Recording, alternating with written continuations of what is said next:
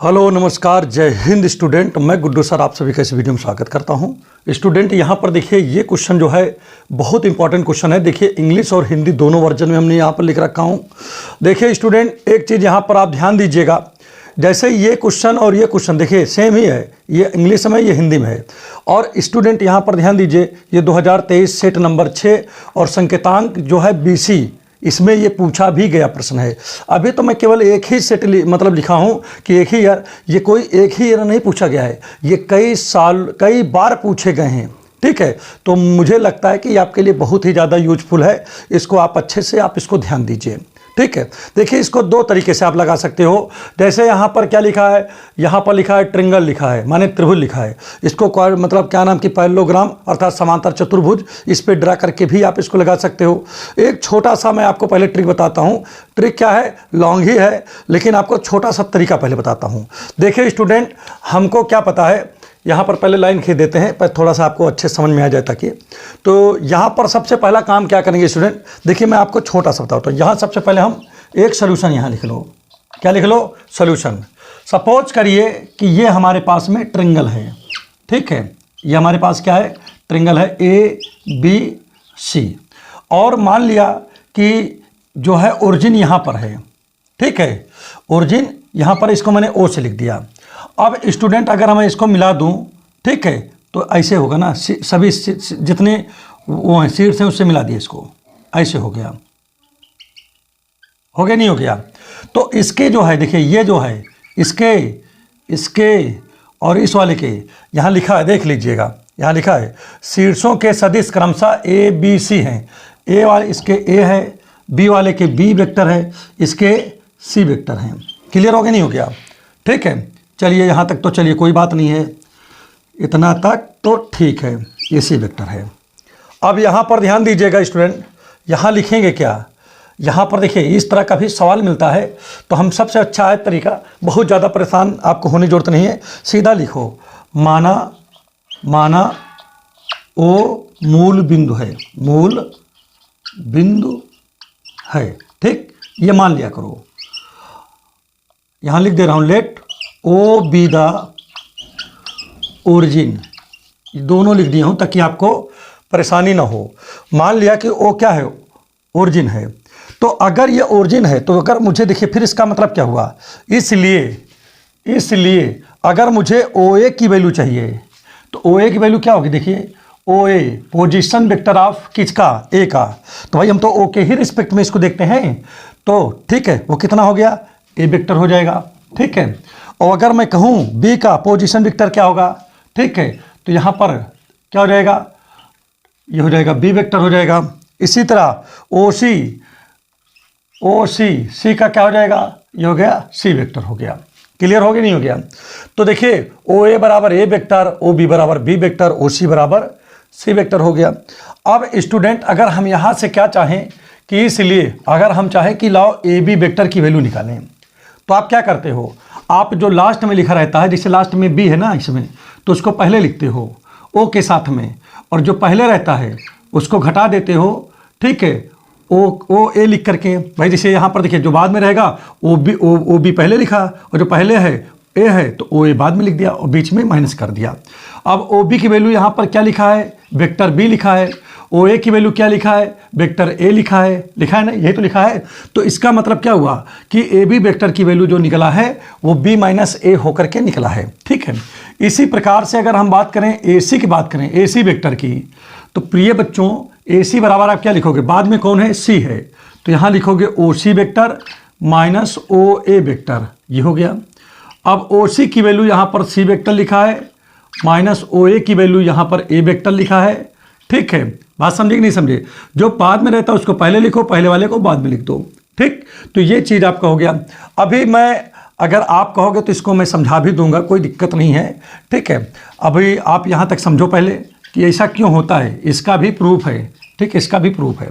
तो यहाँ पर देखिए स्टूडेंट AB और AC आपका निकल आया। बहुत बड़ा नहीं कर रहा हूँ, बहुत छोटा सा कर रहा हूँ। ठीक है, इसका भी हम केवल इसे बना दिए, इसका भी हम इस्तेमाल नहीं किए, कोई इसमें से हम देख भी नहीं रहे हैं। देखिए एकदम इजी तरीके से हम बता रहे हैं आपको। अब हम जानते हैं, वी नो दैट जिसे हम क्या कहते हैं, हम जानते हैं। देखो दोनों लाइन में लिख दिया। क्या जानते हैं भाई, एरिया ऑफ ट्रिंगल ABC, ठीक है, मतलब त्रिभुज ABC का क्षेत्रफल, ठीक है। क्या होता है भाई, 1/2 AB क्रॉस BC, वो AC, AB क्रॉस AC, ये सूत्र होता है। अगर आपको क्षेत्रफल निकालना हो किसी भी त्रिभुज का, और अगर उस किस में है, बोलिए, अगर आपका इस तरीके से है तो आप ये फार्मूला यहाँ पर लगा दीजिए, आपका काम हो जाएगा। तो यहाँ पर आप करोगे क्या, कुछ नहीं करना है, बस सीधा सा छोटा सा काम करना है। यहाँ पर आप लिखोगे 1/2 और AB है, AB की जगह पे देखिए क्या लिखा है, B-A लिखा है, B-A लिखा है क्रॉस, और यहाँ AC लिखा है, AC की जगह पे C-A लिखा है, ठीक है, ये लिखा है। अब यहाँ पर आ जाइए, देखिए 1/2 इसका चलिए मल्टी करते हैं, क्रॉस प्रोडक्ट कराते हैं। तो चूंकि क्रॉस लगा ना, तो क्या जाएगा, B क्रॉस C हो जाएगा, ये हो गया ना, B यहाँ पर है, क्रॉस C हो गया। अब इसका A में होगा, तो देखिए यहाँ पर प्लस है, कुछ नहीं तो प्लस छिपा रहता है यहाँ पर, और यहाँ माइनस, तो प्लस माइनस माइनस हो गया। B का A में करिए क्या जाएगा, B क्रॉस A हो गया, ठीक है। अब इसी प्रकार से अब चलिए इधर से करिए भाई, इसका आपने दोनों में कर देना क्रॉस प्रोडक्ट।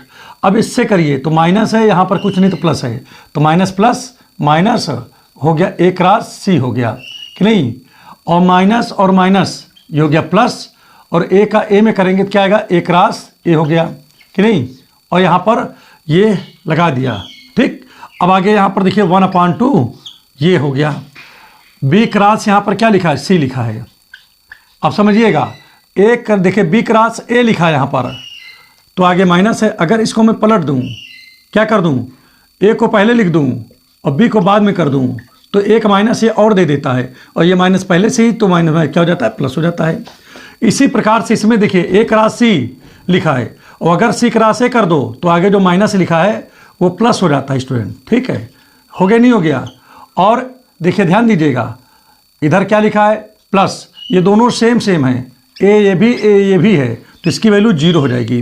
अर्थात कहने का मतलब हुआ, A क्रॉस A की वैल्यू 0 होती है, B क्रॉस B की वैल्यू 0 होती है, C क्रॉस C की वैल्यू 0 होती है। तो इस प्रकार से हमको नहीं लगता है कि इसमें कहीं आपको माइंड लगाना हुआ होगा, बहुत आसान सवाल है, ठीक है, और ये बहुत ही ईजी है।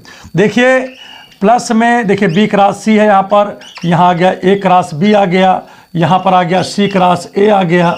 तो देखिए हमारी बात समझिएगा, हमको क्या प्रूव करना है, हमको AB फिर BC फिर CA, तो भाई कुछ नहीं, प्लस में जैसे ये है, फिर ये है, फिर ये है, आप चाहो तो किसी को आगे कर लो, किसी को पीछे कर लो। इसी को मैं क्या लिख सकता हूँ, देखिए आप जैसे यहाँ पर देखिए BC CA AB, यहाँ पर दूसरा लिखा है, आप चाहो इसी को चाहो तो आप लिख दो, क्या ध्यान दीजिएगा, इसी को आप चाहो तो लिख सकते हो। सबसे पहले बीच एक इसको लिख दो, A क्रॉस B लिख दो, फिर चाहो तो अब इसको लो, क्या हो जाएगा, B क्रॉस C लिख दो, फिर चाहो तो लास्ट वाला ले लो, C क्रॉस A लिख दो। कोई दिक्कत नहीं है भाई, आगे पीछे आप कर सकते हो। प्लस में कोई चीज़ होता है तो उसको आगे पीछे किया जा सकता है। जैसे 3+2 लिखा है तो आप चाहो तो 2+3 भी लिख सकते हो, माने चेंज कर दोगे तो वैल्यू थोड़ी ना चेंज हो जाएगी, वैल्यू तो वही रहेगी ना इसमें। तो ये क्वेश्चन देखिए आपका हिंदी और इंग्लिश दोनों वर्जनों में हमने इसको आपको बता दिया। उम्मीद कर रहा हूँ समझ में आ भी गया होगा। अगर समझ में आ रहा है तो गुड्डू सर को सपोर्ट करिए और चैनल को लाइक सब्सक्राइब अवश्य कर दें, दोस्तों में ज़रूर भेजें। आपसे केवल यही कामना है हमारी जो है। तो चलिए नेक्स्ट क्वेश्चन हम आपको बताते हैं। और अब आइए जो है इसी क्रम को आगे बढ़ाते हुए इस क्वेश्चन को देखते हैं। देखिए ये यहाँ पर क्या लिखा है, ABC are unit vector, Hindi में इसको कहेंगे ABC एक एकांक सदिश है, और A + B + C vector A + vector B + vector C बराबर 0 लिखा है। Then find the value of A.B + B.C + C.A, इसकी वैल्यू पूछ रहा है। तो यहाँ पर स्टूडेंट कुछ ना करो, केवल सोल्यूशन लिख दो कि here A, B and C are unit vector. क्या है भाई, यूनिट वेक्टर है।